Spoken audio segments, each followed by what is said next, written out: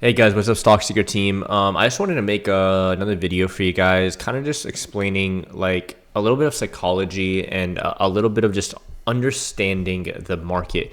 You guys know there's so many different strategies out there. I try to teach you guys the most simplistic strategy out there, but I think I want to come to you guys and talk about is just because you understand a strategy or just because you understand a concept or confluences doesn't mean you're going to become profitable. Somebody can understand the ins and outs of trading to a T and still never make money in this.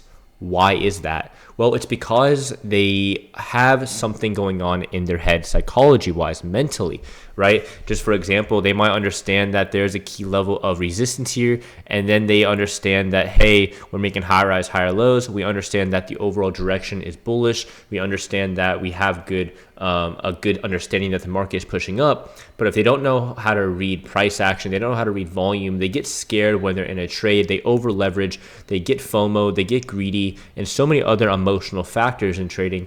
It's going to make you guys mess up on a beautiful maybe 20 point move or more. Obviously, this is Labor Day. This is Monday. There really wasn't any good, beautiful setups that were made. Again, I did take obviously one trade right here, making most of that money.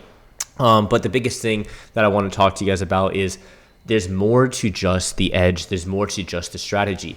Okay, when we enter position, let's say, for example, we enter longs here. Well, why did we enter there? Was it just because we got lucky and the break happened and it kept on pushing? Well, again, if it was just because you saw a break and go long and that's all you saw, that was just a lucky trade. But if you're like, you know what, we had a liquidity sweep all the way down here. Oh, excuse me.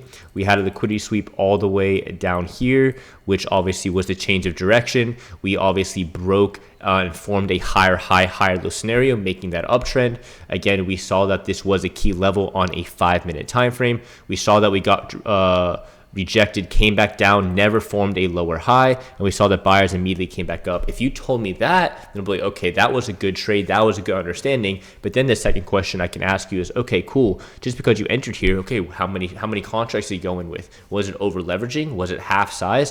Where was your stop loss? If you're going to go and enter the trade, was it going to be a trade that you're going to add to? Were you going to just let it be a half size position, or were you going to make it a full size position?